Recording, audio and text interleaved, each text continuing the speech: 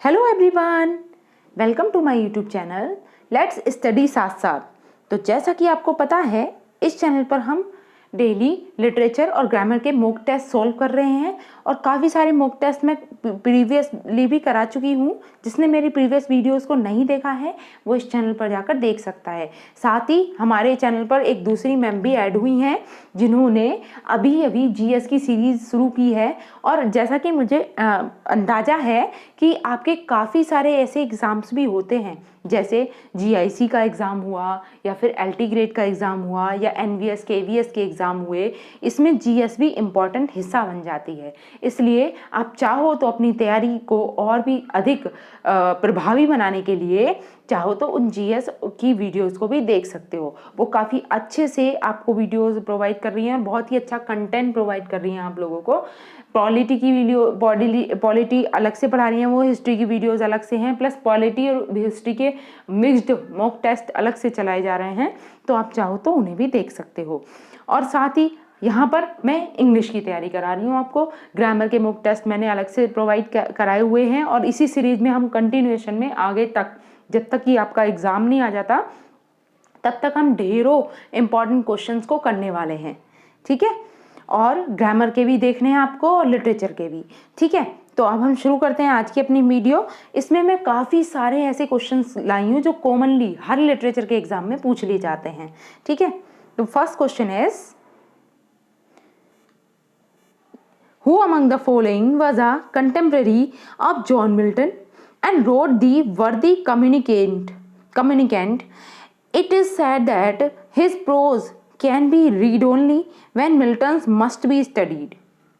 बताइए, नीचे जो ऑप्शन दिए हुए हैं इनमें से कौन ऐसा राइटर है जो जॉन मिल्टन का कंटेम्परेरी था। कंटेम्परेरी किसे कहते हैं? जो मतलब साथ ही साथ था। ठीक है, साथ उसी जीवन काल का पला बड़ा था। ठीक है, and road the Wardali communicant, और उसने वर्दी कम्युनिकेंट नामक वर्क लिखा है। और इट इज सैड, और यह भी कहा जाता है कि हिज प्रोज, उसकी जो प्रोज है, कैन बी रीड ओनली, केवल पढ़ी जा सकती है, व्हेन, जबकि मिल्टन्स मस्ट बी स्टडीड।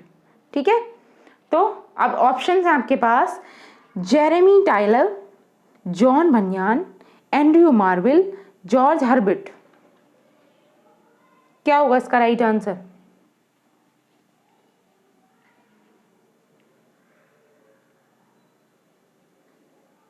सोचिए और आंसर कीजिए। ये जो वर्क है द वर्दी कम्युनिकेंट, इसी के अंदर ये कहा गया है। ठीक है,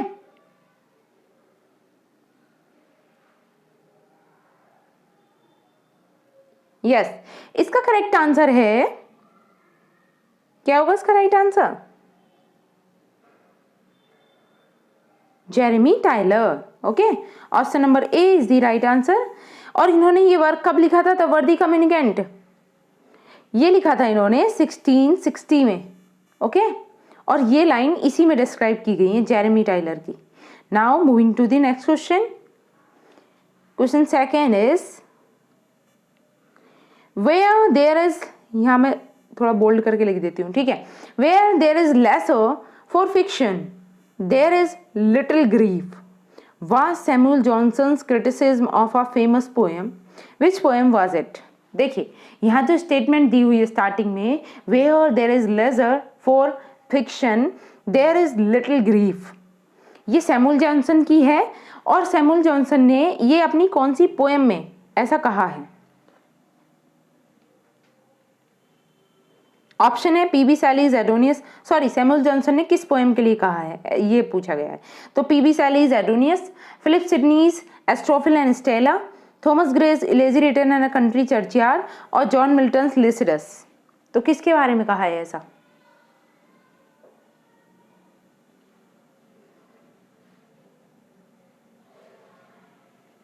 सोचिए, आंसर कीजिए। Where there is leisure for fiction there is little grief. देखिए, ये लाइंस कहाँ से हैं? ये है मिल्टन के लेसिडस से।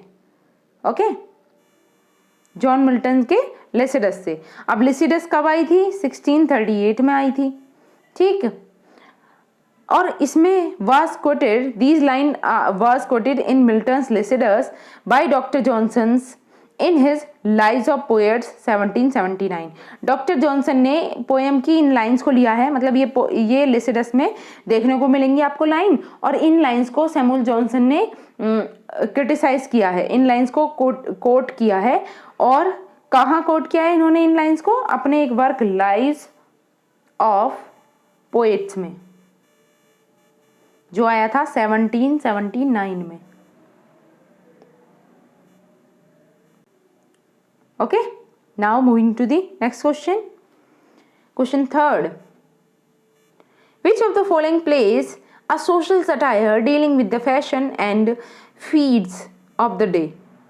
बताइए इनमें से कौन सा ऐसा प्ले है जो सोशल सटायर है, और किस पर सटायर है? वो जो डेली लाइफ का फैशन और फीडिंग डेज हैं उन पर एक सटायर है।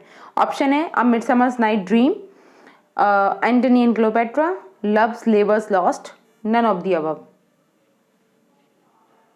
What is the correct answer? सोचिए, आंसर कीजिए।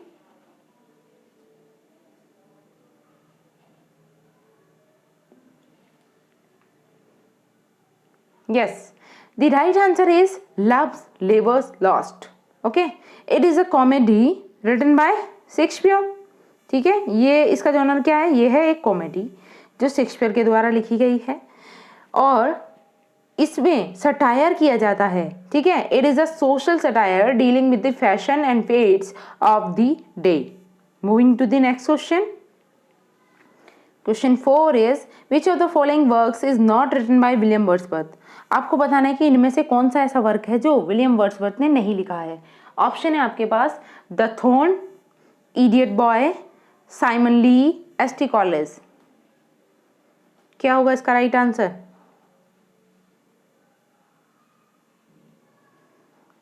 इनमें से कौन सा वर्क है जो विलियम वर्ड्सवर्थ ने नहीं लिखा है?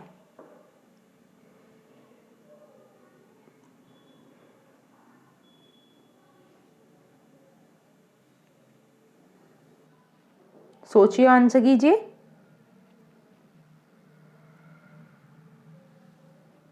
आई थिंक इसके ऑप्शंस में मिस्टेक है। यस, इसके एक ऑप्शन में मिस्टेक है। आपको एसटी कॉलेज नहीं रखना, ये तो कोई प्ले का वर्क का नाम ही नहीं है। आप यहां पर कर लीजिए बियॉन्ड। ठीक है, बियॉन्ड। ठीक, जैसा कि आपको पता है द थॉर्न, इडियट बॉय और साइमन ली, ये तीनों ही वर्क विलियम वर्ड्सवर्थ के हैं, लेकिन बियॉन्ड जो वर्क है ये एसटी कॉलेज का वर्क है। ओके, ये विलियम वर्ड्सवर्थ का वर्क नहीं है।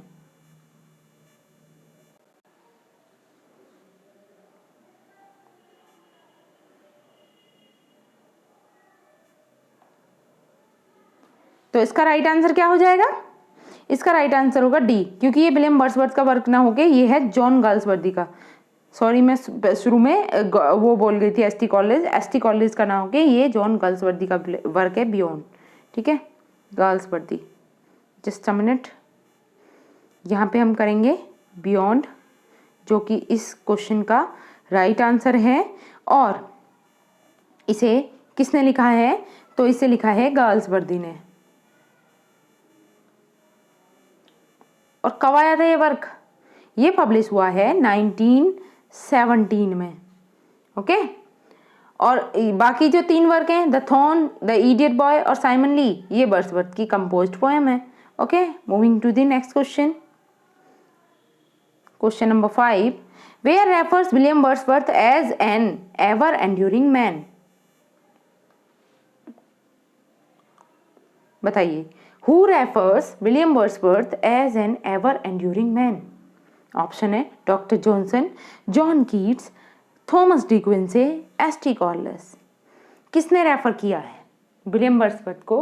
क्या कह के पुकारा है? Ever enduring man.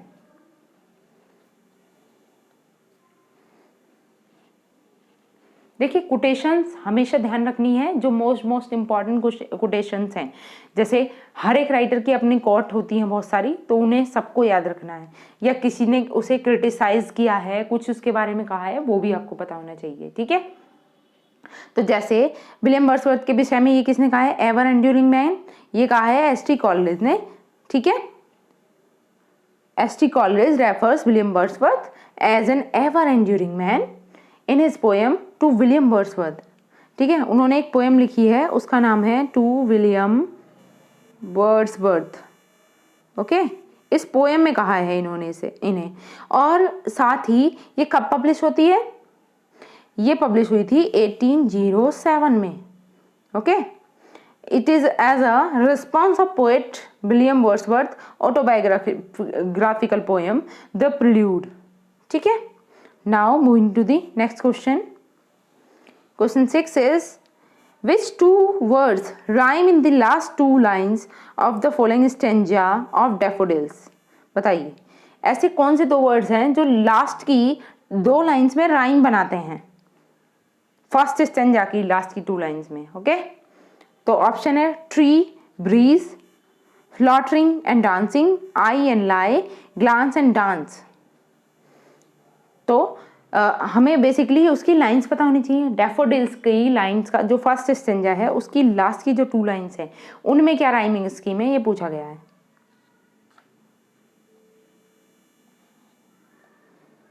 क्या होगा इसका राइट आंसर? यस, इसका करेक्ट आंसर है ट्री एंड ब्रीज। कैसे? देखिए इसकी लास्ट की टू लाइंस क्या है, last two lines of first stanza of daffodils, ये है beside the lake beneath the trees fluttering and dancing in the breeze, ठीक है। ये है इसकी लास्ट दो लाइन। क्या है, एक बार और मैं पढ़ती हूँ, रिसाइट करती हूँ। Beside the lake beneath the trees fluttering and dancing in the breeze. तो देखिए फर्स्ट लाइन में क्या आया, ट्रीज, और सेकंड में क्या आया, ब्रीज, ठीक है। ट्रीज एंड ब्रीज, ये है इसकी लास्ट फर्स्ट स्टेंजा की लास्ट टू लाइंस की राइमिंग, ट्रीज एंड ब्रीज, ठीक है। Option number A is the right answer. Moving to the next question.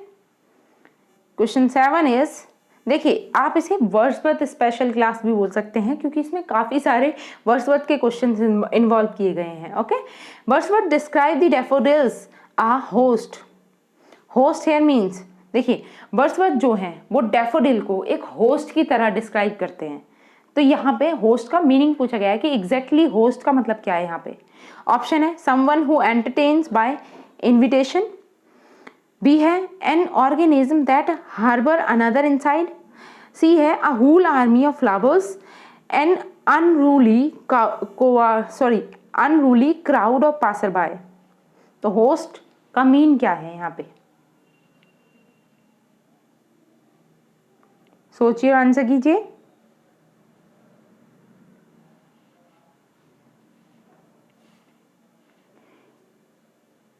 Yes, host का मीन्स है वर्ड्सवर्थ के अकॉर्डिंग ये है a whole army of flowers. The meaning of host is the whole army of flowers. Moving to the next question. Question 8, the lyrical ballad was published for the first time in the year. देखिए most important date है ये, date तो 100% हर literature के student को पता होगी कि lyrical ballad first of all सबसे पहले कब पब्लिश हुई थी। ऑप्शन आपके सामने है 1798, 1802, 1805, 1789।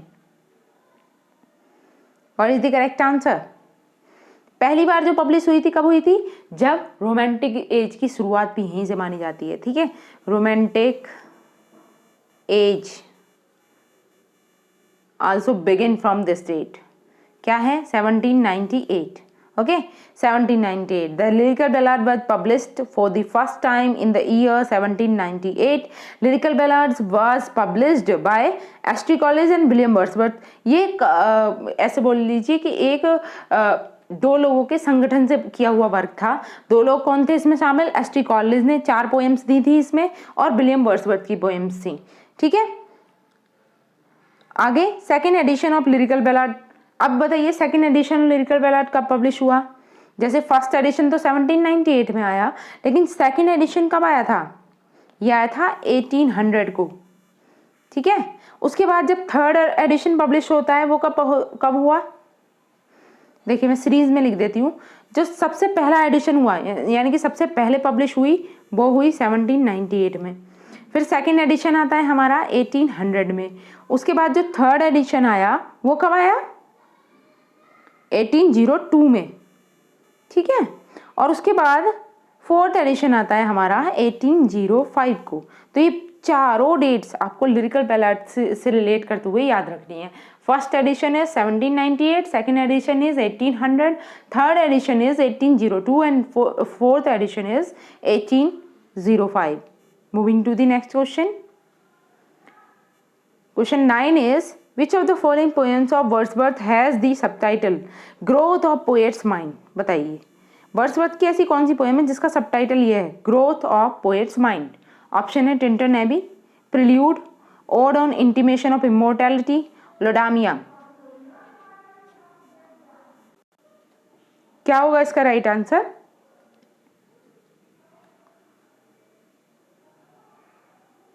Growth of poet's mind. ये किस पोएम का सबटाइटल है?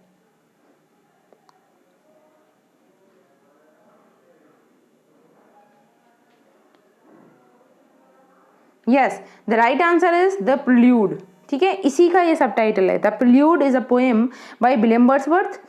Wordsworth start writing it in 1799 में स्टार्ट किया एंड फिनिश्ड इट इन 1805। लिखना शुरू किया था 1799 में और इसे कंप्लीट कब किया? 1805 में, ठीक है। इट इज पब्लिश्ड और ये पोस्टमसली पब्लिश हुई थी 1850 में, ठीक है। इनकी वाइफ के द्वारा इसे पब्लिश किया गया था after his death by his wife, okay. और the subtitle of this poem is growth of poet's mind. तो ध्यान रहेगा द प्रिल्यूड का सबटाइटल क्या है? Growth of poet's mind. इन्होंने राइटिंग लिखना शुरू कब किया? 1799 में। फिनिश कब हुई? 1805 में। और पब्लिश कब होती है? 1850 में। Moving to the next question. Question 10, which work of Wordsworth has been called the fine flower of 18th century meditative poetry? बताइए वर्ड्सवर्थ के किस वर्क को ये कहा जाता है? क्या कहा जाता है? The fine flower of 18th century meditative poetry. कौन सा वर्क है वो? ऑप्शन है lyrical ballad, immortality ode, recluse, Tintern Abbey. तो क्या होगा इसका राइट आंसर? वर्ड्सवर्थ का ऐसा कौन सा वर्क है जिसे कहा जाता है the fine flower of 18th century meditative poetry? सोचिए और आंसर कीजिए।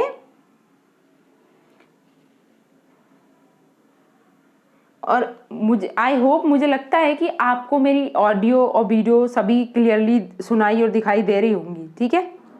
अगर कोई भी इशू होता है आपको वीडियो से रिलेटेड तो आप कमेंट बॉक्स में मुझे लिख कर बताएंगे, जिससे कि मैं अगली वीडियो में उसे इम्प्रूव कर सकूं, ओके। बताइए which work of Wordsworth has been called the fine flower of 18th century meditative poetry?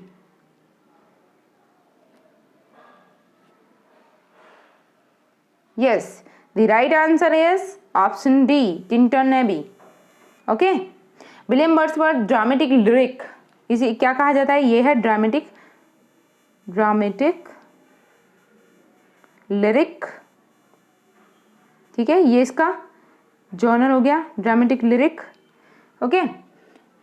और William Wordsworth dramatic lyric Tintin Abbey has been called the fine flower of 18th century meditative poetry. It was published in 1798. Moving to the next question.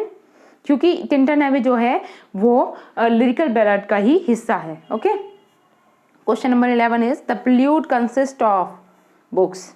बताइए Wordsworth की जो book है या ऐसा कह लीजिए poetic collection है द प्रिल्यूड, वो कितनी बुक्स का कलेक्शन है? ऑप्शन है 10, 12, 14, 16। Very easy question. प्रिल्यूड कितनी बुक्स का कलेक्शन है? 14 books, okay. The prelude consist of 14 books. The prelude और ग्रोथ ऑफ पोएट्स माइंड, ठीक है। ये भी ध्यान रखना है कि इसका सबटाइटल क्या है? Growth of poet's mind. It is an autobiographical poem in blank verse, ठीक है। किस फॉर्म में लिखी गई है? ब्लैंक वर्स में लिखी गई है और ये एक ऑटोबायोग्राफिकल पोएम है, ठीक है। ही begin the prelude, okay. Wordsworth ने बिगिन की थी प्रिल्यूड को 1799 में At the age of 28 and continued to the work on it throughout his life. He completed it in 1805 and it was also published posthumously 1850. ये मैं आपको पहले ही बता चुकी हूँ. Moving to the next question. Question 12 is, for which of the following poets is nature both law and impulse? बताइए इनमें से कौन सा ऐसा पोएट है जो जिसमें दोनों तरीके की प्रकृति पाई जाती है, लॉ एंड इम्पल्स. ऑप्शन है William Wordsworth, John Keats, Matthew Arnold, William Wordsworth.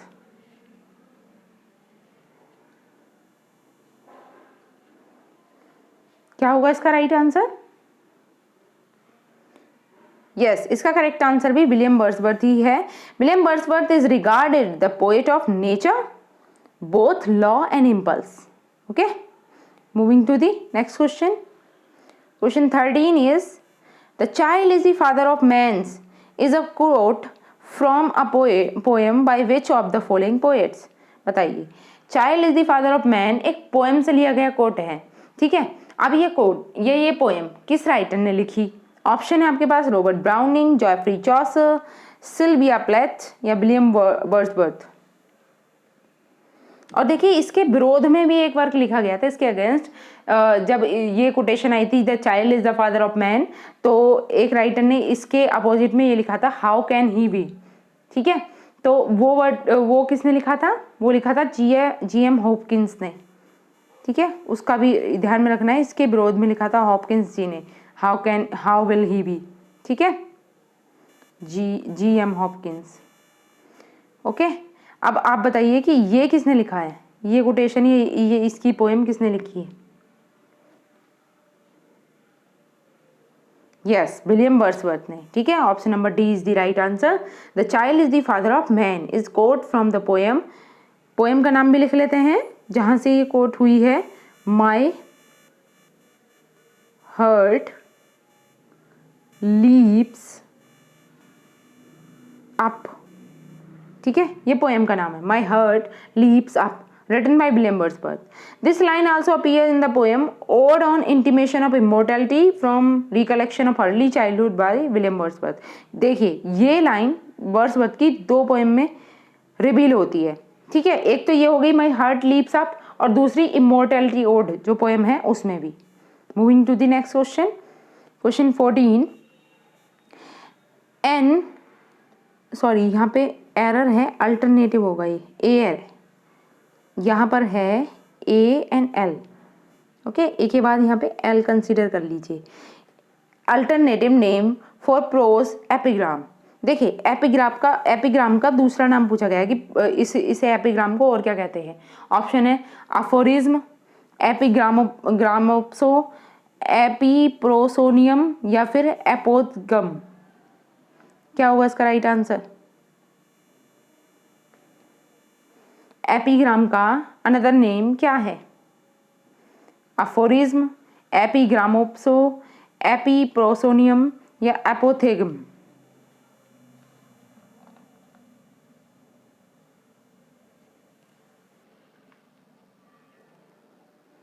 Yes, epigram का जो दूसरा नेम कहा जाता है वो है एपोथेगम.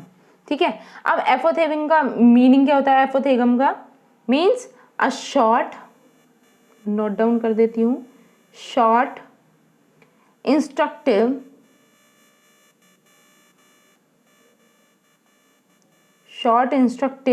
saying that is easy to remember. Okay, that is the meaning. Just a minute.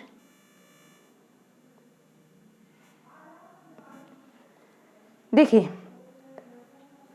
मैं दोबारा नोट डाउन कर देती हूं. इसका मीनिंग क्या होगा?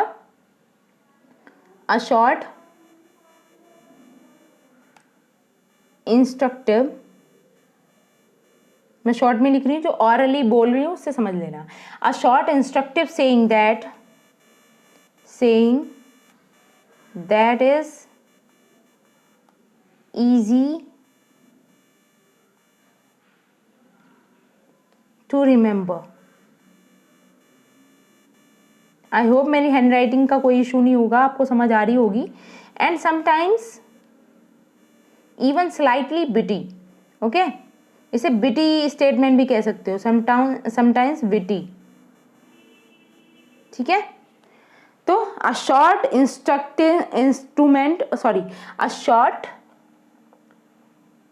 instructive saying that's easy to remember and sometimes even slightly witty. Moving to the next question. ध्यान रखना एपोथेगम. Question number 15 is a work which uses mockery as exaggeration to criticize absurdity or weakness is a. Option है मेलोप्रोपिज्म, cliché, satire, पैस्टेज. क्या होगा इसका right answer? सोचिए और answer कीजिए. What is the correct answer? A work which use mockery as exaggeration to criticize absurdity or weakness. तो इसे क्या बोलेंगे? It is a satire. Okay. Option number C is the right answer. Moving to the next question. Question 16.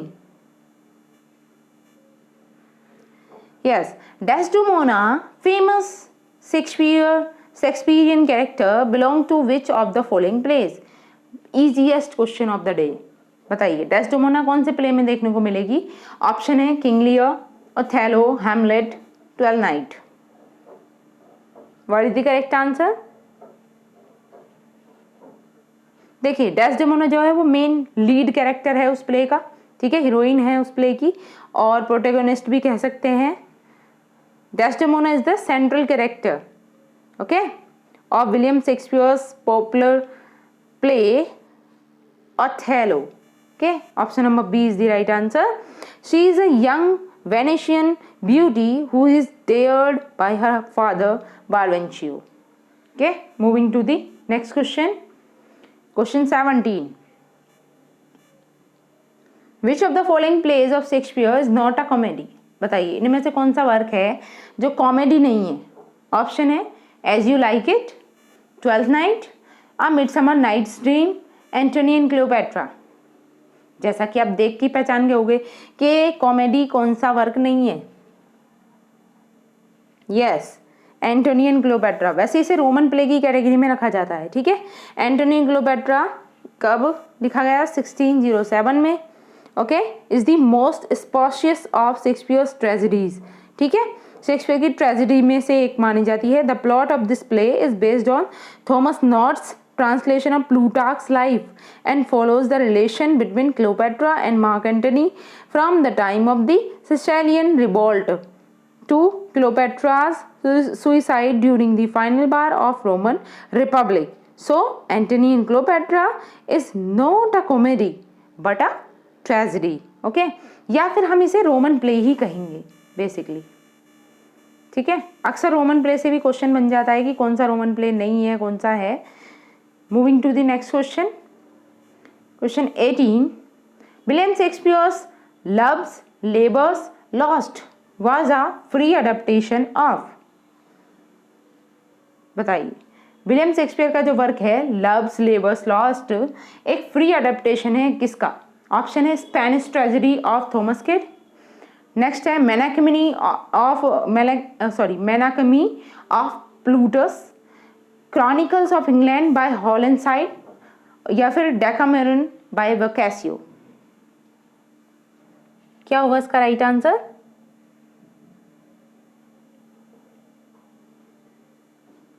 कहाँ से ये adapt किया गया है? फ्री अडेप्टेशन है. ये है मेनाकमी ऑफ प्लूटस से. ठीक है, option number B is the right answer. अब मेनाकमी कौन है? Menaechmi is a Latin language play in often considered Plutarch's greatest play. Okay, moving to the next question. Question 19. Who exclaims in his sonnet that? कौन अपने sonnet में exclaim करता है? क्या? Under this carved marble of thin on sleep brave tragedian Shakespeare, sleep alone. Option है Ben Jonson, Michael Drayton, John Dryden, William Basse. क्या होगा इसका राइट आंसर? सोचिए और आंसर कीजिए।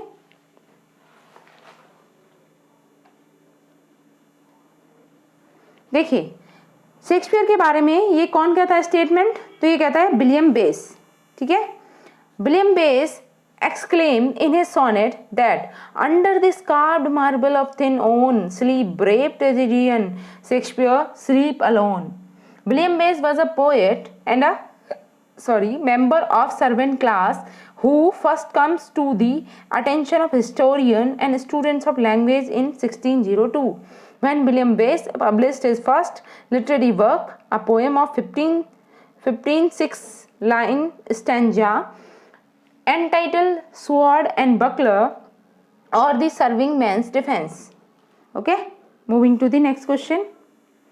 Question 20 is, who described William Shakespeare as an upstart crow beautified with our feathers? Most famous statement. हर दूसरे literature के paper में ज़रूर ये क्वेश्चन पूछा जाता है।